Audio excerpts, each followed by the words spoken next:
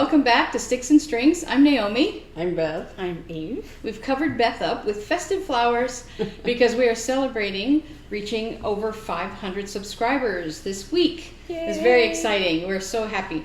We are going to do a giveaway, and I forgot to bring my giveaway item. So we're going to pause and move these flowers, and I will go get my giveaway stuff, and we'll tell you all about that in just a few minutes. Okay, we're back. We are, like I said, we are going to be doing a giveaway to celebrate reaching 500 plus. Thank you so much for subscribing. Yes. We're so excited. You know what I thought about? I'm just throwing this out there and surprising you. But since we have so many new subscribers, I thought maybe we might want to reintroduce ourselves and like talk about what we do, our background, how long we've been doing all this. Mm-hmm. I'll go first since it was my idea and I'm springing it on you, so you have time to think. My name's Naomi. I'm the youngest sister and the smartest one. Just kidding. And I don't believe everything you hear. So I've been doing all kinds of crafty things for years. I started with probably crochet. Eve taught me to knit in college. I taught you to crochet in college. No, but I mean, you taught me to crochet, but then you also taught me to knit.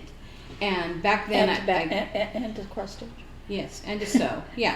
So no, sewing was at your wedding. Right. But I'm just saying, I had sewn a little bit before, but yeah. But back when I was doing knitting. Did you take home ec in junior? No. Oh, wow. Back when I was doing knitting in college, I called it tight and angry stitches. Like it was like I couldn't even get the needle into the knit stitch. So I had abandoned it, and then I crocheted for years and years and years, and I still love it, and for certain type of things. And then I also started sewing. Yeah, when I got married, Eve taught me really to sew. I made Mark a shirt, and then I made my wedding dress. Those were my two first sewing projects. And I bought you a sewing machine. And the shirt, yeah, and she bought me a sewing machine for my wedding.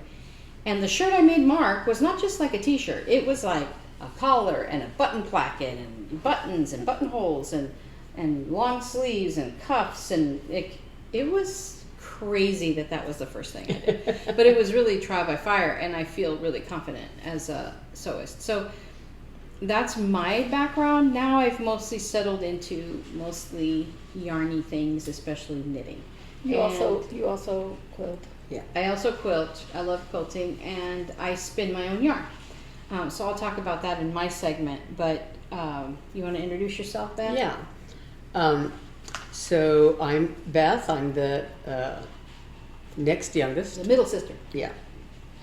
And I kind of eschewed all the crafty, what I consider girly things. When she says eschewed, she means made fun of. Yes. And I used to call me Susie Homemaker. Yeah. When I was in junior high, middle school, whatever, I had to take home ec, and so part of it was cooking and things like that, and the other half was sewing and I think an embroidery or something too. I don't know. So and I think I had briefly, as a very very very young child, my mother had us sew some skirts that were basically kind of like that smocking dress you had. It was like a pre-encased elastic, and you just basically sewed up the seam. Yeah. So she I guess showed us how to do that when we were very young. But then I didn't do any more stitching until I did do some embroidery in brownies in elementary school, where I famously sewed it to my skirt all the time. Because I was, sitting like on the edge of a table of a cafeteria table, and for our, when we would meet, and I had the embroidery hoop thing in my lap, and so I would, poke and whatever, and catch my skirt in it all the time.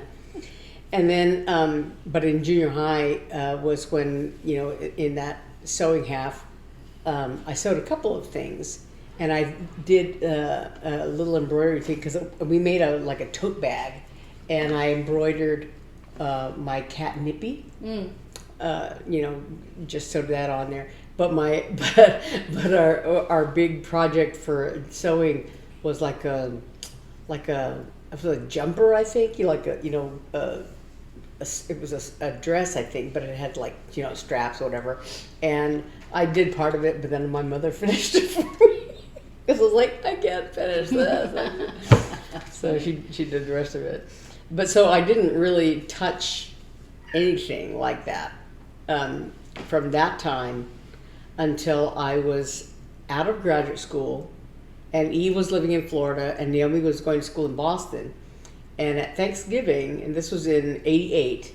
She remembers the exact year. I do, because I know exactly, because of what I was doing, what was going on in my life.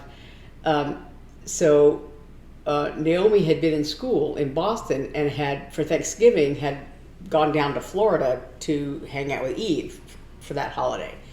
And you live in Florida near Disney World. Guess how many people visit you?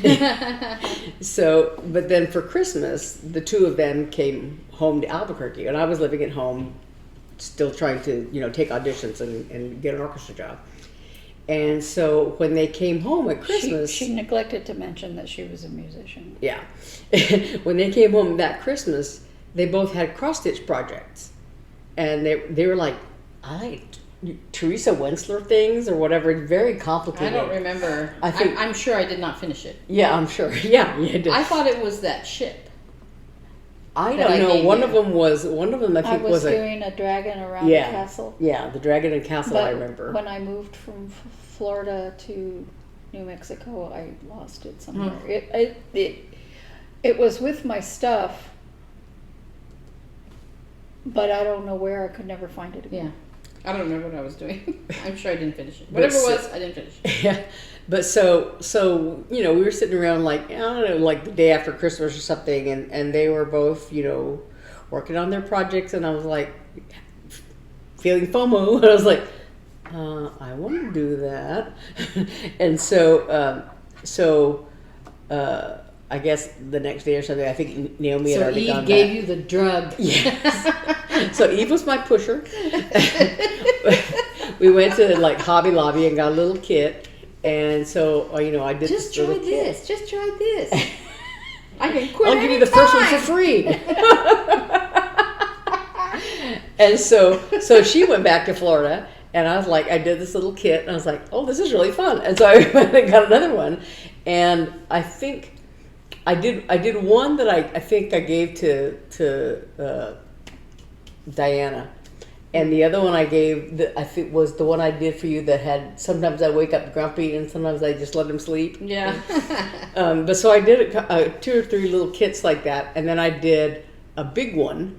I started on a big one. No, you couldn't have done sometimes I wake up grumpy back then because I wasn't married yet. So, yeah. Yeah, it was something else because I think the first one you did for me was Swan. Oh. Yeah. But so anyway, I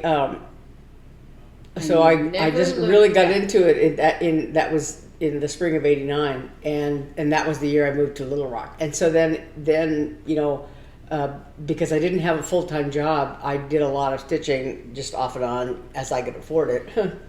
But I did a lot of stitching, and most of it were things that I gave to my parents that when they moved here to Phoenix, all that stuff is, I believe, in a box somewhere. But because I went through, Naomi and I went out to help them pack up stuff, and I went through and made sure I grabbed all the cross stitching stuff. But so I've been doing it basically nonstop ever since then. And then, like when I had my surgery in 2016. As I was recovering from that over the summer, I, started stitching again, and that's when I found Flosstube.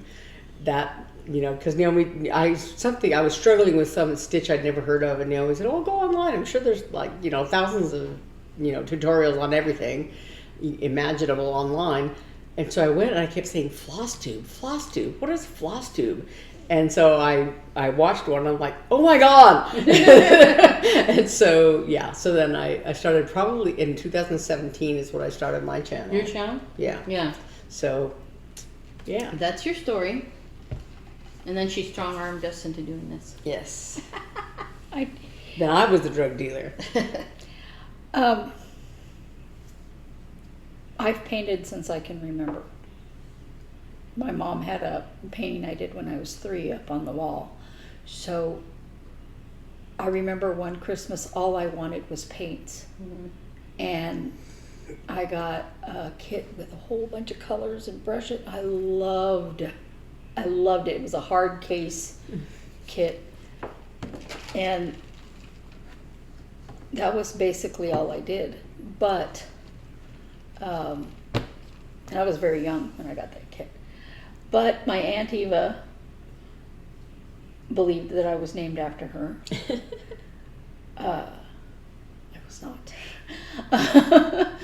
But she taught me to either knit or crochet, and I think it was knit. And my grandmother taught me the other one. Yeah, Grandma taught crochet. She tried to teach me too. And I remember I used to sit at the foot of my grandmother while she was quilting, and she would hand quilt stuff, watching her do it.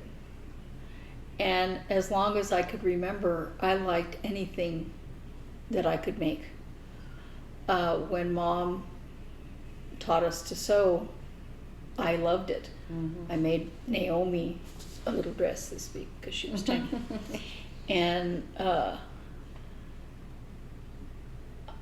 yeah, I learned how to do embroidery in brownies, but I remember home ec, we sewed pillowcases, and I embroidered daisies along the edge of it, and a lot of that was with the lazy daisy stitch that you were talking about. Oh, yeah. And I was like, that is one of the easiest stitches to do.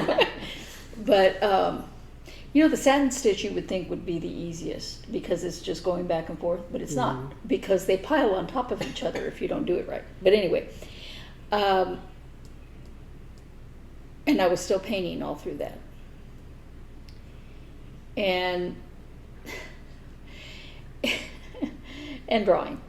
I remember in high school, late high school, I was in an English class. And I was bored out of my mind because 1 week every quarter you had to, it was just reading, this English class. It was just reading. And 1 week out of every quarter you had to do grammar because we had all tested out of it theoretically. But Janet Garvin didn't understand. And she kept asking all these questions. And so what should have taken us minutes to do took the entire class. And I was just drawing something on the back of my notebook or something. And the teacher, he comes and he walks by and he stops at my desk and kind of looks. And then the next time he wanted to ask a question, he asked me to make sure I was paying attention. I knew the answer. It was easy. I had a fantastic English teacher in junior high that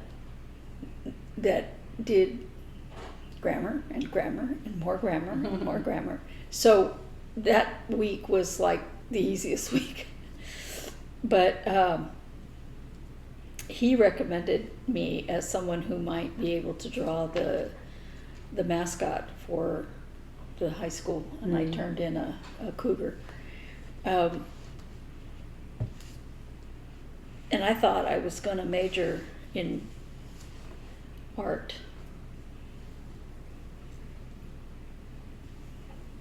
My first year of college, I was at a smaller school, and that art teacher just would drive me bananas. Mm. She wasn't actually teaching how to draw or paint. It was just like, okay, all you have to do is paint the whole time you're in here, you know, and she would look at our stuff. And she didn't care what we were painting. She didn't care if we were painting it what. Well, she never said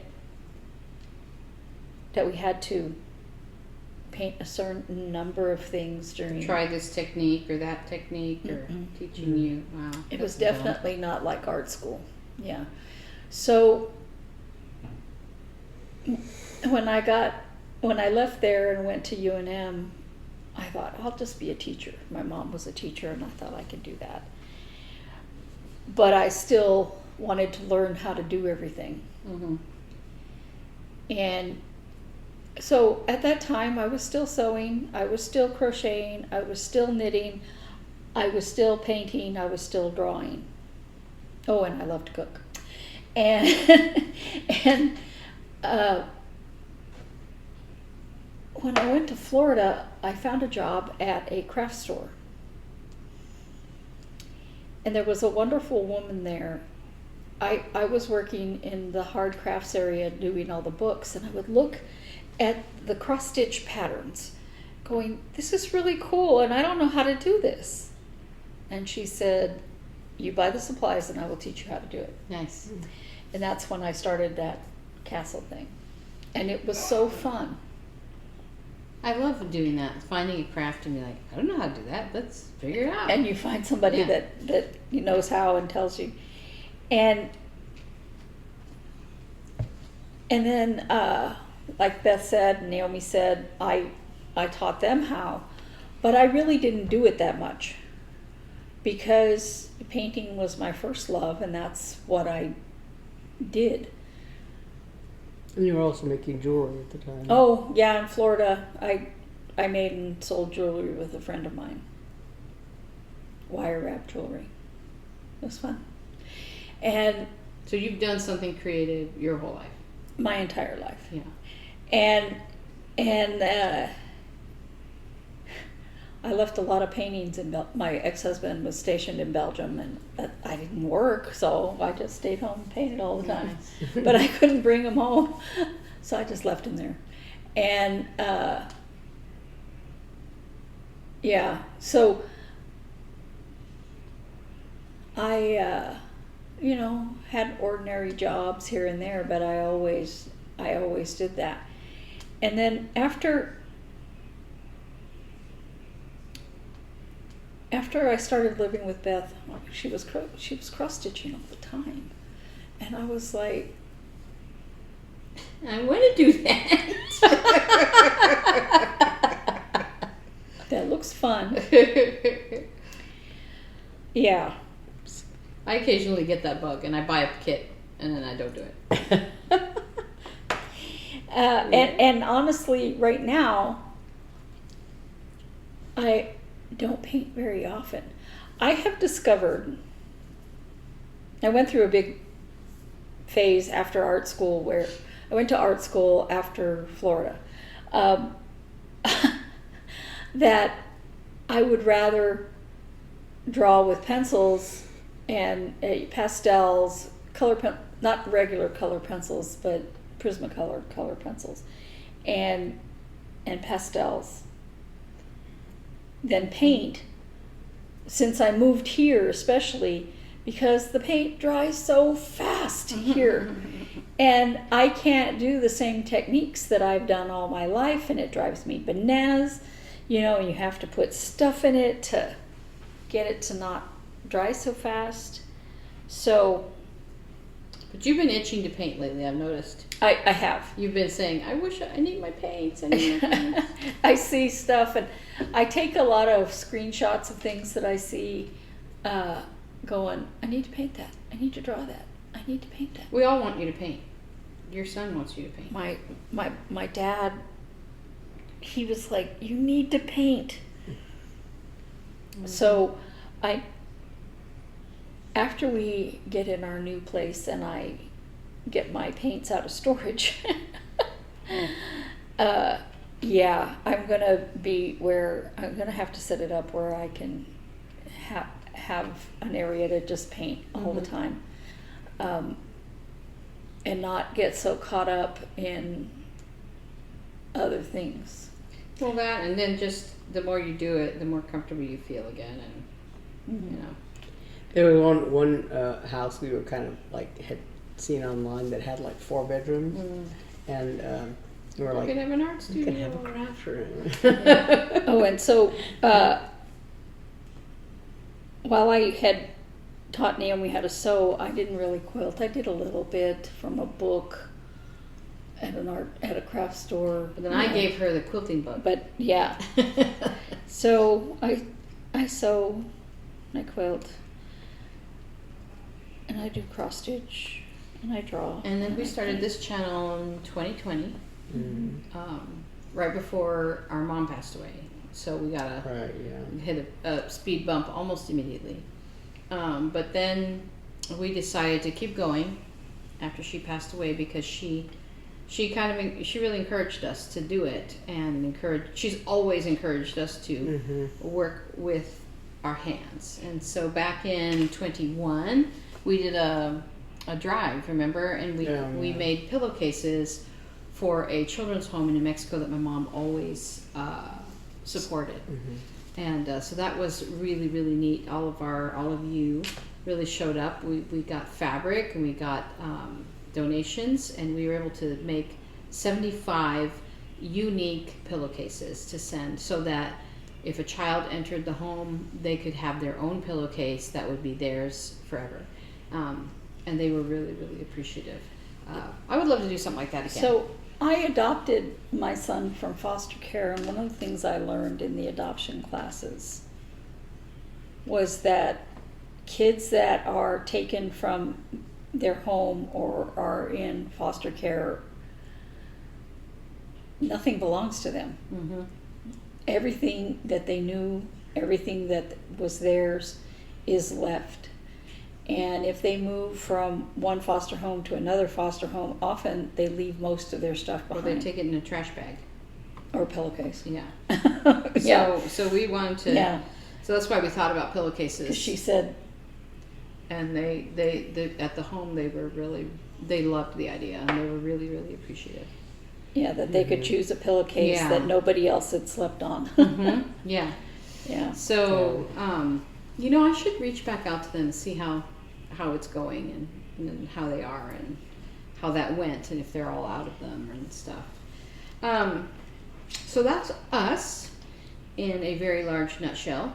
Which actually explains why the name of the channel is Creative. Yeah, because we're all, Beth and I are musicians. She did it professionally. I went to music school also. And so that's another whole creative avenue that we do. I work at the Phoenix Symphony now, and I love being there and among the musicians and the music. And I'm not in it. I just work in the administration. So I'm going to go first with what I'm working on. My big accomplishment for the week is that I finished that spin. If you remember, if you've been with us, I was spinning yarn from a bat from, some fiber from Tempe Yarn and Fiber. Their owner dyes her own wool, and this was one of hers. I'm going to put a close-up of it because it's really pretty. Now this is literally just off the spinning wheel. It has not had a bath yet. When it has a bath, it will floof up. But look how pretty that is. I love the colors.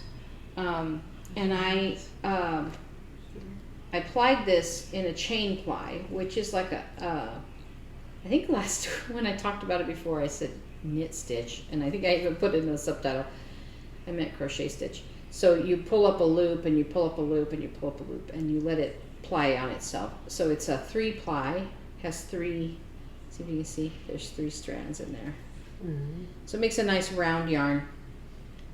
And I was like, I don't know what I'm going to do with this, but I like it. And so in my work life, I have met a woman who is a force to be reckoned with. She's just a remarkable person. and she's at one of the communities that we service, where we go, we do like concerts and sell group tickets, all that stuff. But she kind of runs the place, but she's extremely well versed in the arts, and she kind of knows everyone, connects everyone, and is just one of those people that, I don't know, it's like remarkable to me. And I was there just Thursday, and I said something about, I don't know how I got on the subject that I knit. And she goes, "You knit?" And I said, "Yeah." She goes, "Well, you want to knit me something? Or you should knit me something like that." And I was like, "Oh no." She said, "Maybe you could knit me something."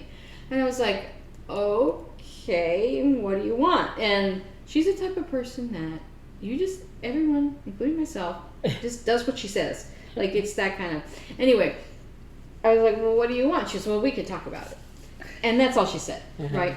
And so then I'm as the evening wore on, I thought, I have that brand new yarn sitting on a spindle in my room. So this is going to go to her at some point. But it's not a lot. It's like, I counted it, it's like, what's 199 times 2? Is that right? No, 109 times 2 is 218 yards. So it's not a lot. But I remembered that I had last summer, for something called Tour de Fleece, I made this yarn. I also think this has not had a bath.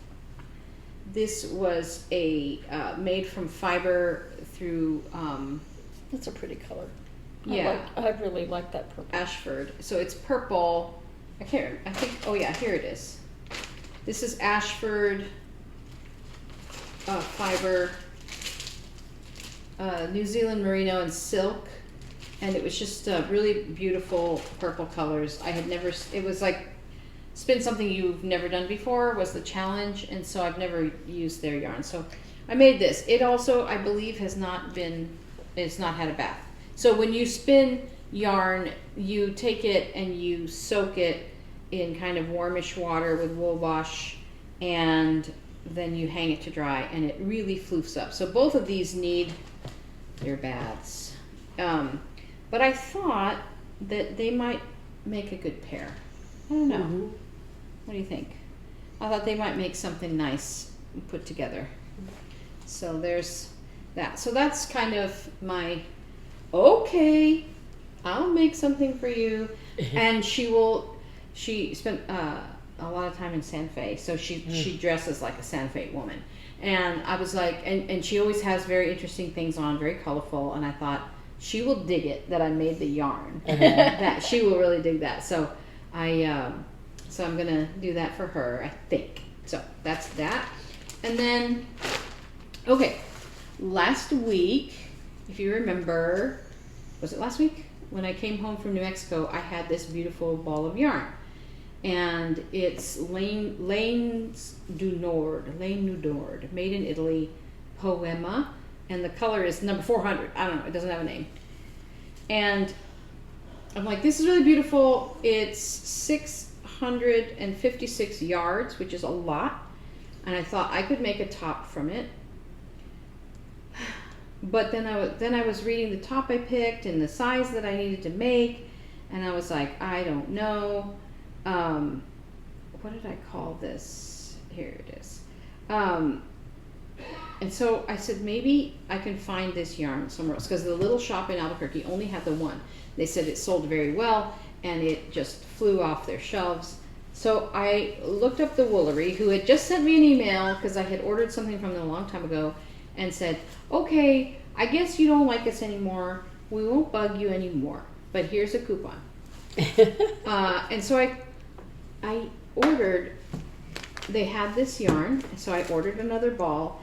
And in the notes, in the comments, I said, if you have any of the lot of 1851, that's this dye lot, I said, that would be great. If not, it's okay. Because my thoughts were, if I'm going to run out, it's going to run out for the cuff or the collar and the cuff on the sleeves, or the rest of the sleeves. and that is going to be in the white, because I'm going to tell you what I'm going to make in a second. But so I think the dye lot wouldn't be horrible, and it's because it's a gradient. It probably would be kind of forgiving. But they found it. This is dye lot 1851. And I'm so excited. So now I have 2 balls of yarn. So actually, I could make a whole different sweater.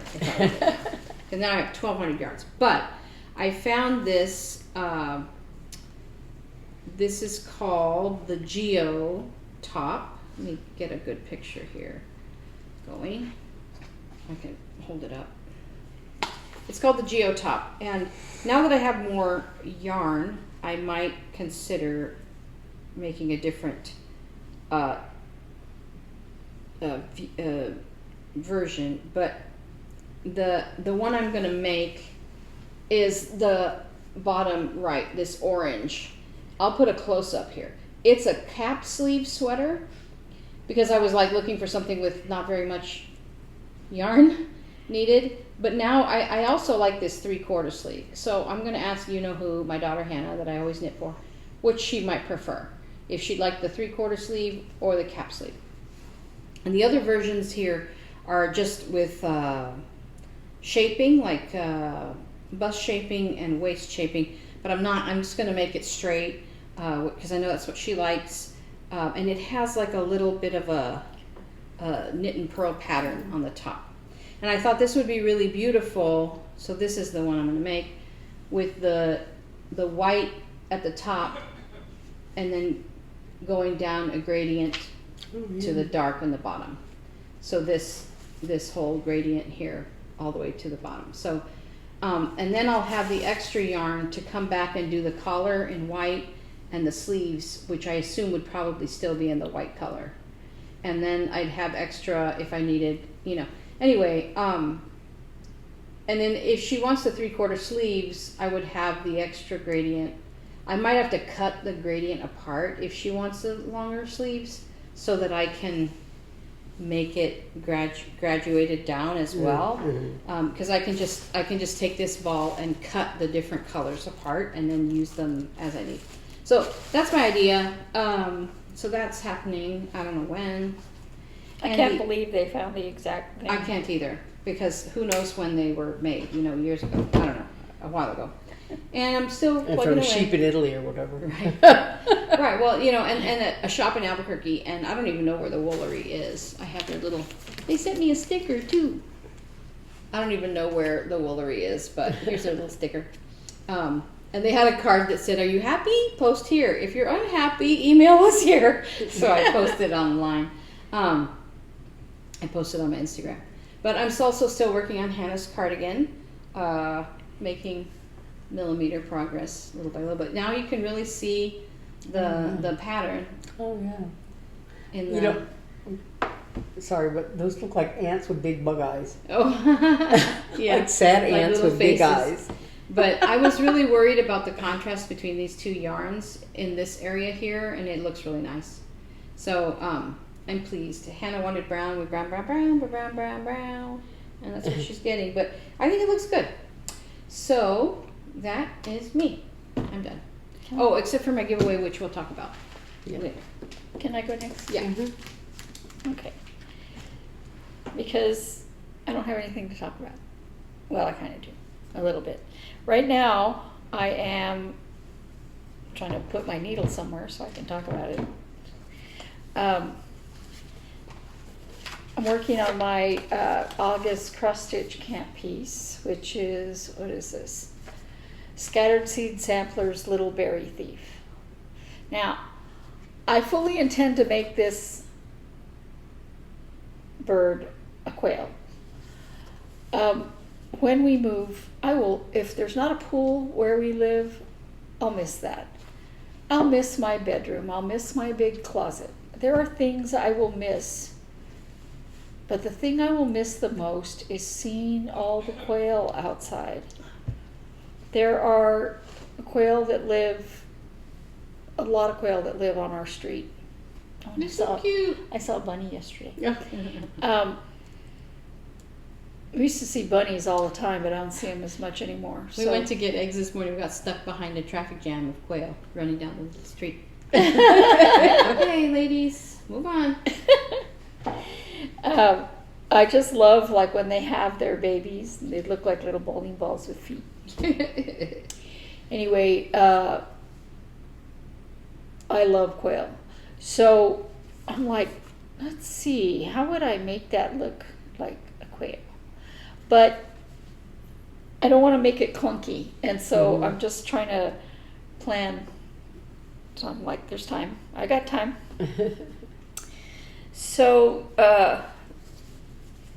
right now, I got bored with putting in the branches over here. So I'm putting in berries here. There's a lot more of these little spots and stuff out here, but I thought they would be easier to count to once I had the branches and stuff in there, so that's why I just left it where it was. But I'm going to finish the red berries on this side, maybe the white berries, then I'll go back to the branches on the other side. It's so pretty. I like the bowl. It's sitting on a bowl. Yeah, and it's got Pot, little like a white pot. spots right here. That's cute.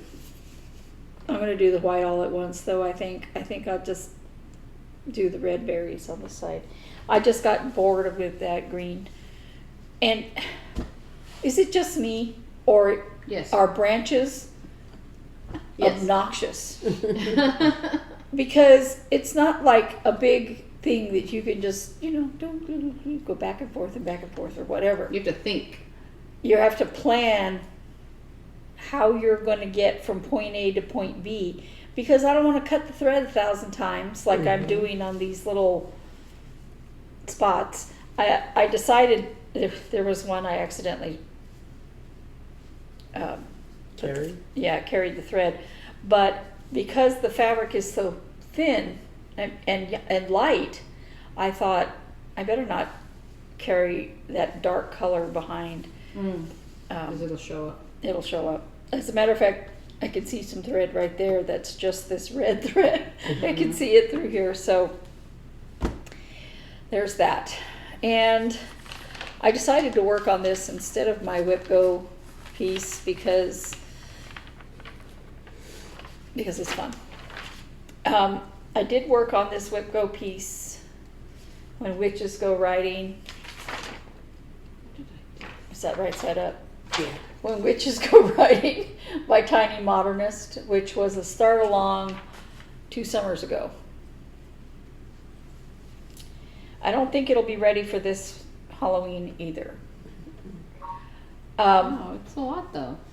I did more of this, and I said, for the same reason I don't like branches. Nah, I'm bored with that. So I started the word that's across here is whispers. The moon laughs and whispers. This is like a popular Halloween thing. Poem? Yeah, that I've seen done by lots of cross-stitch people, with different designs. Oh, yeah. Yeah. When witches go riding, black cats are seen. The moon laughs and whispers, 'tis near Halloween. When she was promoting this, pattern, she had these little skeletons that are right here. Mm-hmm. And I said, I like those. And that's why I decided to do this pattern. Of course, they're at the very bottom. No satisfaction. But I thought this fabric, I dyed this. This is 18 count Aida. No, 14 count Aida. The other one I'm working on is 18 count Aida. This 14 count Aida that I dyed myself, and it's got like a blue jean color, and then it's tea dyed as well. I thought it was dark enough. I looked at it and said, that's dark enough. Not. The white things don't show up on it. Yeah. So I was like, oh. What's the original done on? Is it like a very dark? A darker, like a tan. It's the same thing, but darker. I don't remember what fabric she suggested. Anyway, I knew I was going to have to outline these eyeballs. And the eyeballs are supposed to have green pupils. But I made them purple. And I decided if I have to outline those eyeballs, I'm going to make them bloodshot. So like bloodshot eyeballs. But those... You're not far from being done. You got the purple hat and then the more words and there's skeletons. Yeah, I know, but I'm not going to be able to finish it today, this month because... Oh, the month's almost over. The month's almost over. And that's okay. What was your goal? What was your goal? That was a WIP goal thing, right? My goal is to actually pick it up and work on it. That's not what the goal was, but I didn't know I'd be moving. Okay? It was 10 days. But see, you're in your room and cross-stitching, and Robert doesn't see you. If I sit and cross-stitch and Robert's home and awake, he wants me to be doing something but to clean the house. And I'm like, the house is already clean and everything's packed except your stuff, so leave me alone. So I went to go work on the other temperature SAL that I did last year, and I realized I needed to frog some stuff, so I didn't work on it, so I didn't bring it up. I frogged it, but that's backwards work, so. This is Stitchin' Mommy's temperature turtles. So we had some vicious rain this past week. In places in the Metro Phoenix, there were microbursts that took out trees and stuff like it. It was very intense. At our house, it was intense for 10 minutes, maybe 15. It was loud thunder, like right over our heads, but it was over before you could even get wet. Robert went outside and he's looking at it and he's like, it's pretty cool. Anyway, so as a result, look at that orange day. Oh, one cooler day. Yeah. That particular day, I was freezing all day. I was so cold. And then, I don't know, I guess it was day before yesterday, I decided to go out and swim, and I said, I'm going to pretend it's warm enough to swim. Because it's still over 100 every day, but feels cooler. It feels, since it was so hot before, it feels so much cooler. The water temperature is starting to go down, especially with the wind from the storms and stuff. Yeah, I went out swimming yesterday, and I got in the pool and went, there were seed pods on the ground. And I was like, I don't want the vacuum to go over those, and they're on the very bottom of the pool. So yeah, the other day we were in the pool trying to fish. Like there was some cardboard that got it blown in there. That we were going to throw it away, but then it got really windy for a couple of days, and there was less pieces of cardboard, and we didn't want the vacuum to suck them up. Yeah, So we were drowning ourselves trying to get the cardboard out. I drove home on Thursday. It was one of those stormy days, and I was driving down the freeway, and my car was like, it wasn't raining on me, but it was like. yeah, it's been very, very windy. Yeah. So. Is that you? Mm-hmm. I forgot one thing that I worked on this week was my aunt's sweater. The sweater from Aunt Eva. Mm-hmm. I have worked several nights de-pilling it. And here's a photo. I'll show you, I guess, on my phone. Here's a photo of the stack of fiber that I pulled off of the sweater. And I still see more pills. I'm like going nuts, but look at that. Oh my gosh. And it looks pretty good now. So now what I need to do is, so here's a picture of that. I need to soak it I want to soak it for a few hours. I'm probably going to do it this afternoon. Did you ask somebody how to fix it? No, I didn't. I think what I'm going to do is block it and see if the blocking helps. And then it should be, so, and part of the blocking is going to have to be, because the button placket that came unsewed is like curled around it under itself. So if I block it and block it flat and pin it, I probably can squish it to its proper size. And then if I sew it in place with thread like she did, it should keep it. And then I probably will still put what I'll do is measure the ribbon on the buttonhole side and do the same exact length and squish it onto that and do that. So that I forgot. That's coming along. But I've spent I just play a movie and just pulling, because I tried the D-pillars. I tried the, people talk about like a razor, but the D-pillar that I had, it just would comb it and then fuzz up the yarn. It wouldn't cut the pills off. So I literally had to go with pinch it and cut it, pinch it up and cut it and pinch it. So I'd find them and kind of work them out with my fingers and then cut them.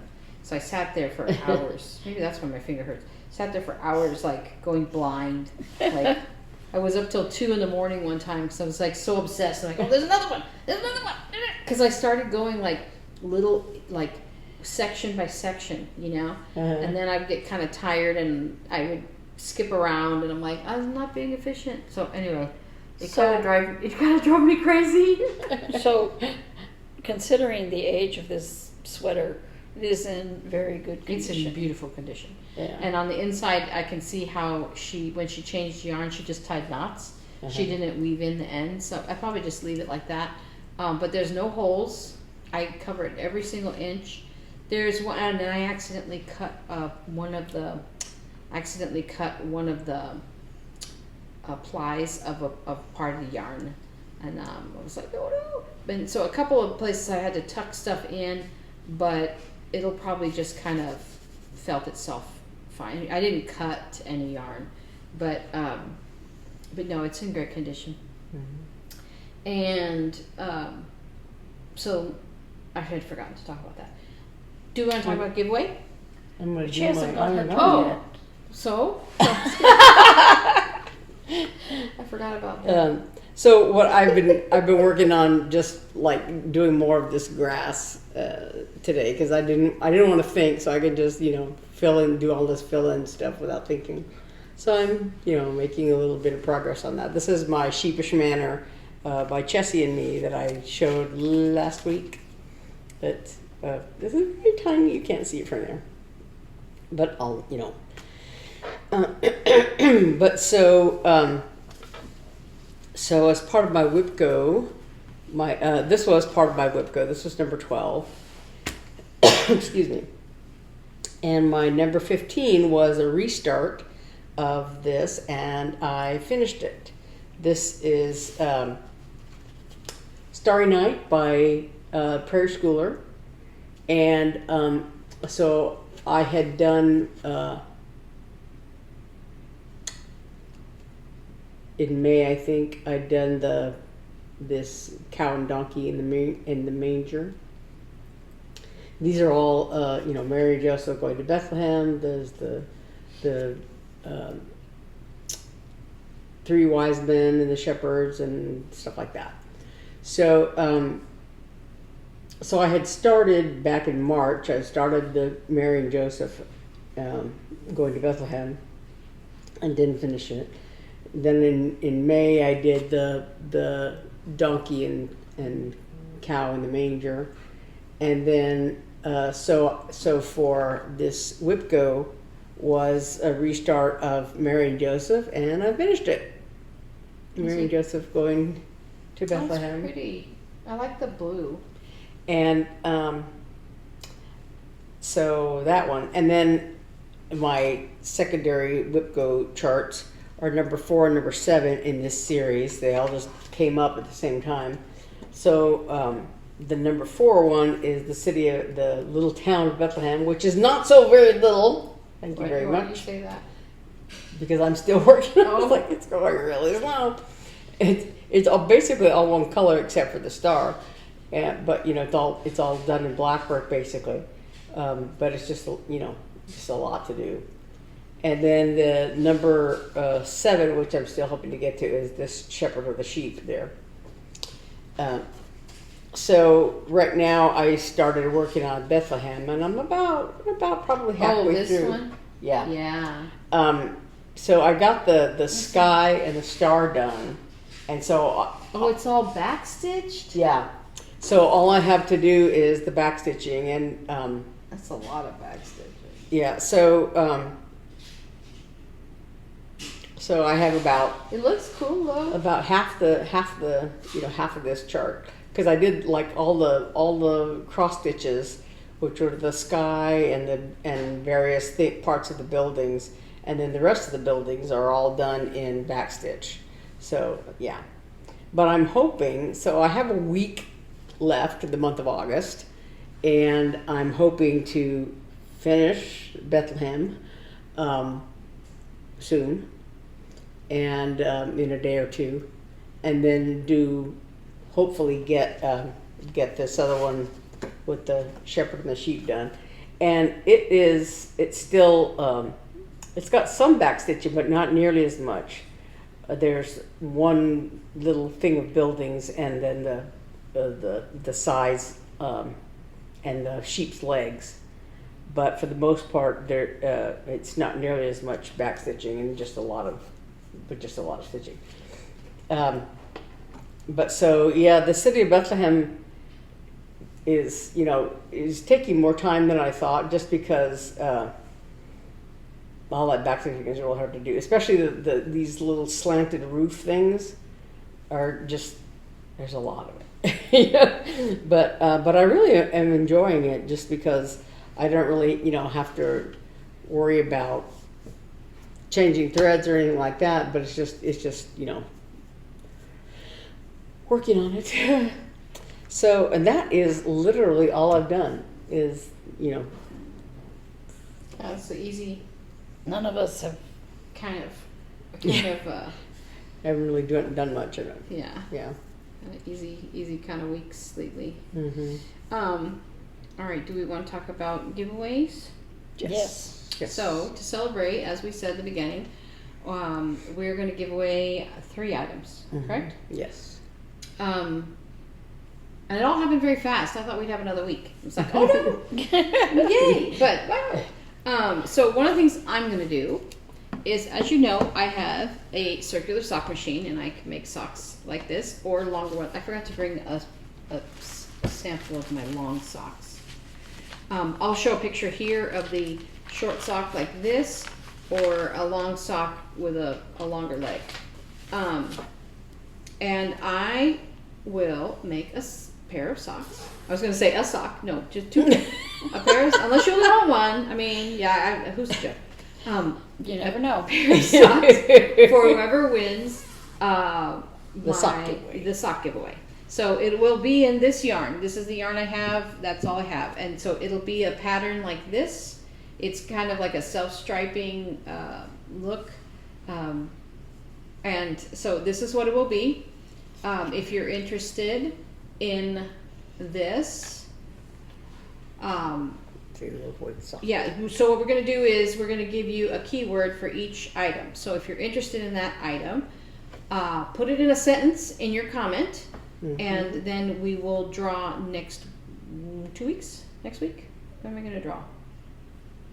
Let's do 2 weeks. 2 weeks from now. So not the first weekend in September, but the second one, we will do a drawing. So you have a couple weeks to do that. So find a way to work the word sock into your comment, and make sure you're subscribed, and then we'll talk. We'll talk about the length you need, and if you want short or long, and I'll make you pair of socks. Are we doing just the U.S.? Hmm? Are we doing just in the U.S.? Oh, I think so. Yeah. Doing what? Restricting it to only people in the U.S. Yeah, we have to. Yeah. We have to restrict it. So I'm sorry about that. So we have to restrict it to people in the U.S. just because of our You shipping. need to be over 18 and. So you can legally And- give us your address Yeah, and all that. that kind of stuff. And don't put the word giveaway or anything like that In your it. comment. Yeah. So just write a sentence with the word sock in it or socks. By the way, I hate socks, but those socks are comfy. Yeah, so I can make these shorty socks and they have a little tab at the back. Or I can make you a longer sock if you'd like. And like I said, I will have already posted a picture of the long socks so you'll have an idea. I usually do about 7 inches of sock from the heel. And then like I said, these are shorty tabs. So that's me. That's my giveaway. Okay, and my giveaway is I went to the attic and found a little kit. It's a very tiny kit. I'll have a picture so you can see it because you can't tell what it is unless you see it up close. But it's called Inch by Inch. These are designed by Kelly Reed Rivers of Old Colonial Designs. And what is it's a little kit that includes a horn book, which is it's teeny weeny. It's 1 by 1 inch by 1 inch. That's cute. So it comes with the little horn book, the little wooden horn book, and then this little design. The horn book is looks like a piece of wood. Looks Yeah. like a paddle. Yeah, and it comes with a chart and a piece of linen. And it looks like it's probably 40 count. I didn't want to open. Didn't want to open the kit to find out, but I think it looks very tiny, so it's probably 40 count. So if you're afraid of 40 count, just put on your glasses and your Get your microphone. Your yeah, magnifying glass out. and be brave. And you can put your toe in because it's not really Right. a huge pattern. Yeah. Mm-hmm. So it comes with a horn book, a chart, linen, thread, Skirtex, which I don't know what that is, and a piece of interfacing, and then finishing instructions. So everything you need to do to make this little Let me see it. So cute. little foil kit. Oh. So they had several at the attic. There was a dog, there was a cat, there was a turtle, there was a cow. But this one I thought was really cute. It's called Welcome Whale. Welcome whale. Yeah. Oh, cute! And it has the paddle, the horn book, whatever that's called, has 3 little holes in the top. So I assume you can hang it that way, or interesting. Yeah. Skirtex. I don't know what that is. I don't know. But So what's the keyword? so the keyword for this one is whale. Okay. WHALE, whale. So work that into a sentence if you were interested Yes. in winning that. And everyone who does that, we'll put you all in groups and we'll spin for Yes. those. Yeah. That's how we do that. And the last item is this Paris project bag and notions pouch. It's got a snap. I love And my the- notions pouch. The Eiffel Tower is very glittery. Yeah. The Eiffel Tower is glittery. It's got some scenes from Paris. And roses. Yeah. And So pink gingham. Pink and yeah. pink accent. and white gingham on the bottom, on the handles, and inside. It's lined. Oh, what's this little charm? Oh, it's that's Eiffel cute. A Tower. little Eiffel Tower charm. Very Anyway, so the key word for this is Paris. cute. Nice. The whale went to Paris wearing his socks.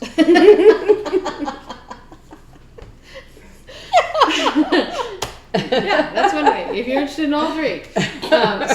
Obviously, you can only win one. Each person can only win one prize. But you're welcome to enter for all of them if you would like. Yes. So socks, if you're interested in getting a pair of custom socks made on my circular sock machine. Whale, if you're interested in the little hornbook kit. And Paris, if you're interested in the project bag and notions pouch. So Yes. that's cool. Can I tell a story about my birthday? Yes. So my son's girlfriend bought me a painting with the twist for both of us. Experience. Experience.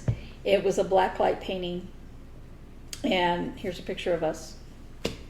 And because both of us, I was really excited about the blacklight picture. I'd done some with my group when I worked with CPIS, and there's an artist that does a lot of those, so I really was like invested in those for a while, and I saw, oh, that looks like so much fun, you know, and so that's the kind she chose, and it was fun. It was a blast, but I had no idea that they would have the lights off and only black light for most of the time that we were in there. Oh, weird. Yeah. You had to paint in black light? In black light. Well, it made the black light pictures, I mean, paints look different, but you couldn't really see the white paint that you were supposed to put on underneath some of these paints. Oh my gosh. And just so happened where we were sitting was to the back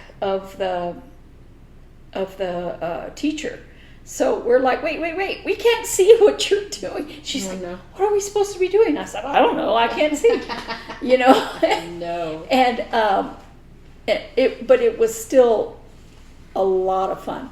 And but I told her it reminded me of when I went to a Billy Joel concert, and you know, he plays the piano, right? And my tickets were toward his back, and he's like, I'm really sorry that there's people sitting behind me. He goes, it's not like a guitar where I can whip around. Yeah. I remember he said, what can I say? You guys got screwed. Yeah. No. But it was fun because every once in a while he'd turn around and wave at us. Yeah. He was cognizant of the fact that we were behind him. But both of us were like, we'd like to do another one, but in the light. Yeah. That's fun. I could see, because there was this wow factor when they turned off the lights and turned on the black lights, because you could see the type of paint it was before they did that, but when they really glow, when they turn off the regular lights, it's like, okay, that's cool. Yeah. Painting in the dark is not cool. How funny. Well, you know, the kind of blacklight painting I did with my group, you couldn't really see it at all in the white, in the regular light. Mm. If any of you have seen the glow in the dark paint, that weird off-white greeny color, the additive is that color, but I added it to regular paint and mixed it in, and it would make that paint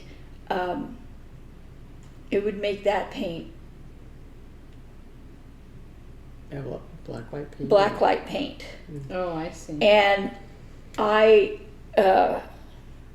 had everybody do one, and they looked very different from regular light to black light, and we made a black light room that people could walk through for the Halloween party. You know, we put webs everywhere, and you know, stuff like that, so people could walk through there. It was a lot of fun, and I thought it was going to be like that, where you paint with the lights on, and then see how cool it is after they turn on the black light. But that was our only real complaint, is that we were like, I can't see what I'm doing. They make glow in the dark yarn, which I've never used. They make glow in the dark thread. Oh, really? Mm-hmm. Didn't Tim used to have a black light when you were kids? Yeah, he had a strobe and light. Strobe light. Yeah. I smacked my head into a wall because of a strobe light. He had it on the garage, and I was out there, and because I was cool enough, he'd let me go out there with his friends. And when I'm 10 years younger than him, but anyway, he had this, and my parents, I think, got mad at him, if I remember right, because I was walking with the strobe light, and you know how your movements look like this, and I whacked myself right into a door or something. And my parents yelled at him. You know, one of the Because every things- stupid thing I did was one of their fault. one of the things that was that I had to keep, and the other people that were near us would hear me talking to Peyton, that one of my art instructors told me, you know, don't keep working on it and working on it. He goes, because really you're not making it better, you're just making it different. Mm-hmm. He said, because if you walk away and then come back later, you're like, oh, it wasn't that bad. Mm-hmm. Because you're your worst critic. And because she's like, I did this bad and I didn't like, you know, and I'm like, your painting is beautiful. Mm-hmm. You know. What scene did you paint, or what was it? You sent it to me, but I don't remember. It's like a seascape or something? A sea, like sun on the ocean, you know, on a beach with some little hyacinth flowers. Mm. The flowers were the thing I had the most trouble with, because you had to paint white underneath them for that blacklight looking paint to show up. Mm. Because you were painting them over a black surface. I see. My painting has a big old spot of white because I couldn't see where the white paint was until the lights were on. Oh no.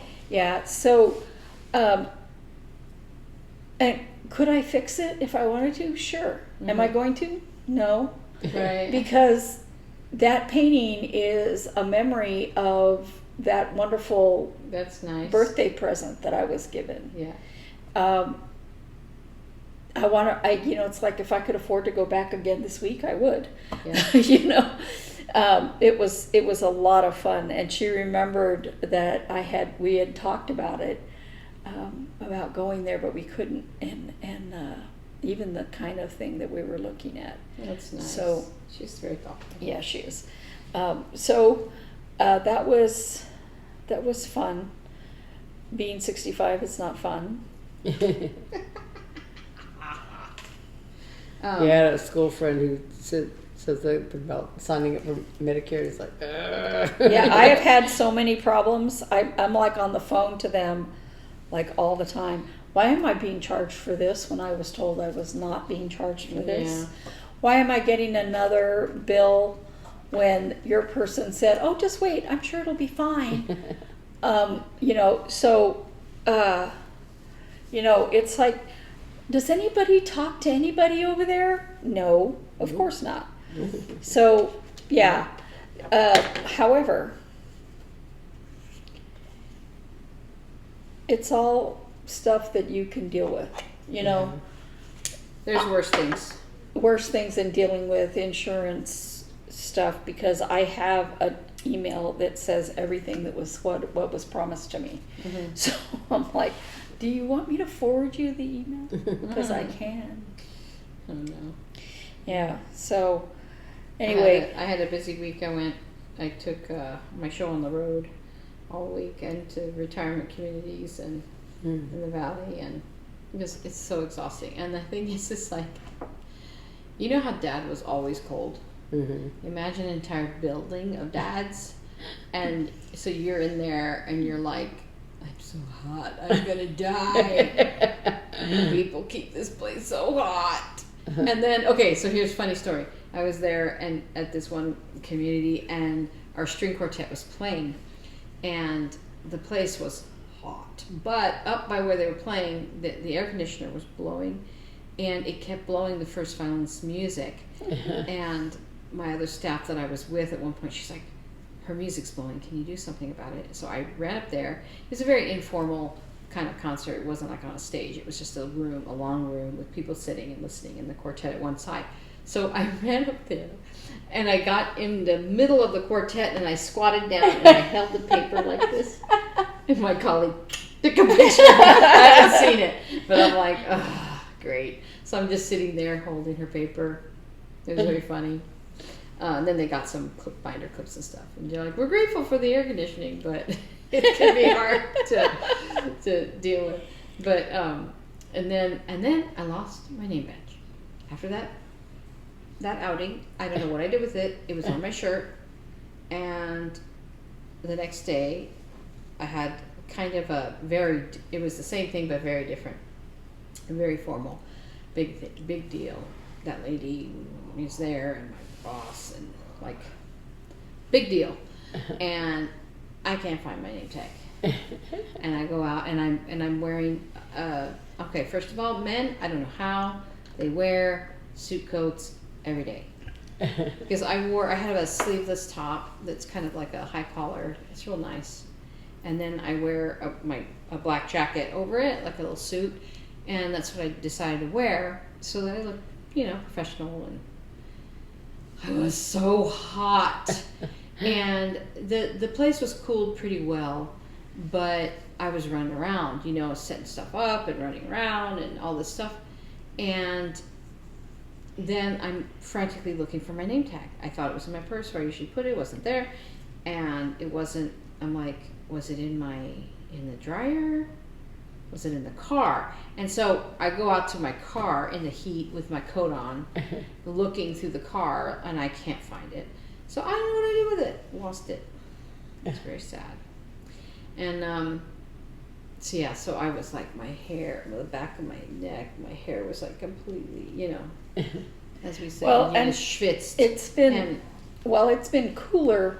The humidity has been a lot higher. Yes, and it was very humid that day. And it wasn't blistering hot, but it was very humid. And I was running around, and I was wearing that coat, which is lined.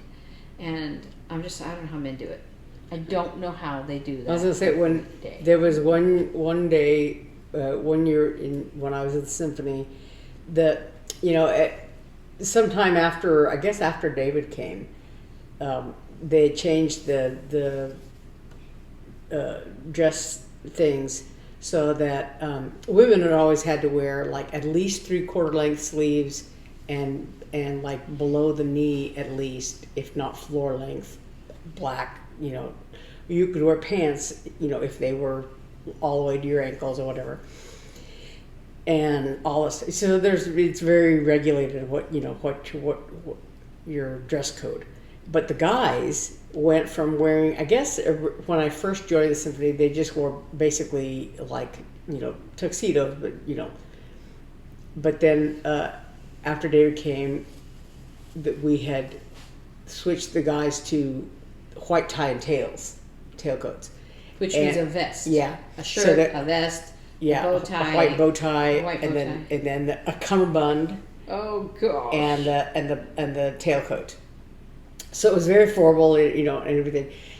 And ordinarily it was, How many of these guys passed out during the concert? So ordinarily it wasn't a problem, but this particular time it was the first concert of the season. So it was in September, and somebody had apparently forgotten to turn the air conditioner on, because it's a big hall, big stage, big hall, bright lights, blah blah blah, and so you have to turn the air conditioner on well in advance to help cool the building.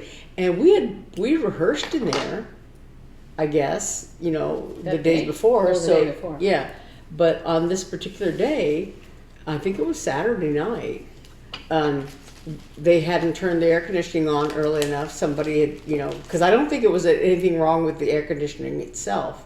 They had just not turned it on in time, apparently, or something. And so it was noticeably hot walking in there, and we're like, oh my gosh, it's really hot in here.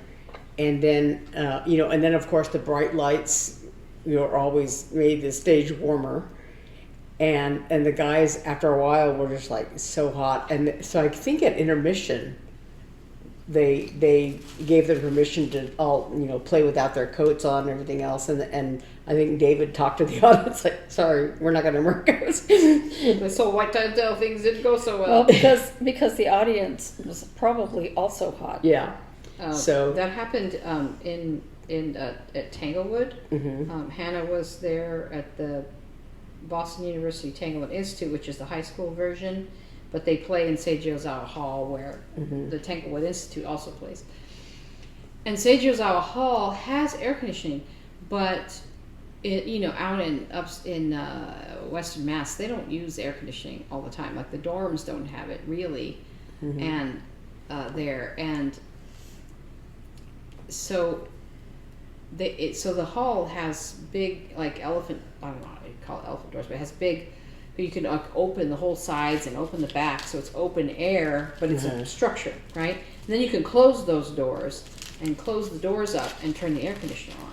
Well, it was super humid that day that I went out there it was her final concert, and I went out to get her, and I went to the concert, and then we were gonna fly back together.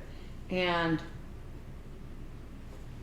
I've lived in Phoenix since, I don't know, for 30 years, and I've never been as hot as I was that day in Western Mass. And I told myself I would never complain about Phoenix heat again, although I have, so I broke my vow. But it's a dry heat. It was so disgusting. It was so disgustingly hot. Like, before the concert, I had gotten there because I had rented a car. I'd flown into Albany, and I'd rented a car and drove into the little town of, what's the town? Lenox, Massachusetts, I think. But I had taken clothes to change into for the concert, thinking that it mattered, which it didn't. But in the dorm, the bathroom, I don't know, it was kind of air conditioned, but not great. Or the bathroom, I don't remember. But the bathroom, because this building was ancient, where they were staying, the dorm. It was the same dorm Mark stayed in when he was in high school, and here's Hannah staying in, and she's in high school. And they had built a second story, but the bathrooms were the kind of bathroom where you cannot shut the door unless you were straddling the toilet. And it was like literally this big. And so I'm in there and trying to change into my clothes, and I'm just like trying to go to the bathroom in a porta potty. And we had gone to lunch with her roommate's parents, and they turned out to be lifelong friends. It was really nice. But so then we go out to the concert, and I am so hot. I'm like, something is wrong with I'm having autonomic dysfunction, because I was just, if I didn't have something actually like fanning me, I would just burst out into sweat. But anyway, all the kids were also suffering. And what had happened was, because the building was hot, everyone opened the doors, and they made announcements, no, you have to shut the doors for the air conditioner to work. But it was so hot, nobody wanted to shut the doors, so everyone was just working against it. And so the boys were supposed to wear black coats and shirts and bow ties, and they let them not wear them. And that poor conductor, he was just like, he was just so, like, you could just tell he was like he had walked through a fire hose wet. Like, it was it was horrible. When Naomi and I went to Sarasota, we went to a music festival in Florida. I don't even remember being that hot in Sarasota. We went to the music festival in Florida in Sarasota, and there was for the patrons of the festival, I guess, they did a special concert. There were some townhouses, I guess, on the beach that they put faculty in, and the faculty were staying in those townhouses. And we were like in a hotel, I think, by the hall. But so for this special concert for the patrons, they chose some of the groups. It was like a chamber music kind of festival thing. So anyway, they chose several groups from all the kids going to go out and perform for the patrons. And so the quintet that I was in. How did I get to go? I don't remember. Did I also play out there? I don't know. Because I went. I know you went, but I don't remember why. But Didn't I play? Maybe I played too. Maybe. But my group, not just you. That's all. But my group was playing, so we went out there, and so they had these big tents set up on the beach there. They had like a little. Maybe I didn't go. Stage. Maybe I just have heard this story so much. I think I know. They had a little stage set up, And then like I think the patrons had like a picnic basket or something, so they were sitting, you know, in these chairs in under this tent, and they had the size of the tent, I think, like rolled up or something like that.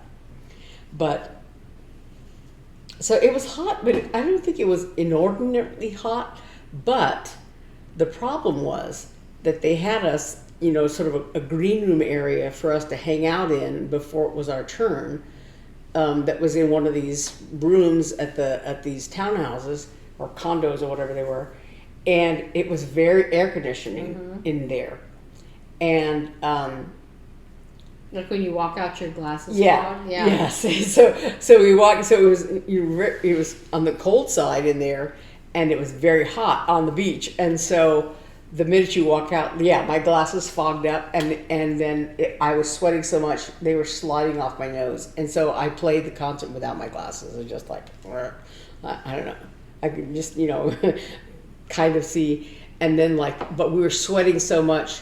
The oboe player, she was sweating like on her upper lip, and it was making her reed soggy, and then there were like little black, I don't know, sand fleas or whatever, little flippy bugs flying around. I got one in my mouth. I swallowed it. It was one of the most uncomfortable, you know, because they were trying to play it and you just, you know, you can't see, you're sweating. You guys weren't union or they wouldn't have allowed it. Yeah. Well, you know, the weird thing about humidity is that it makes your cooling system not work. Excuse me. So it makes the heat feel more uncomfortable. But in the cold, it's also colder. I remember in Belgium we had a motorcycle. If we drove by a park, it was colder. And I have never been so cold in all my life as I was in Belgium. And humidity just does a number on the human system. Boston too. On the human, you know, physiology, and especially if you are not accustomed to that type of weather. Well, that's when I was in Lennox.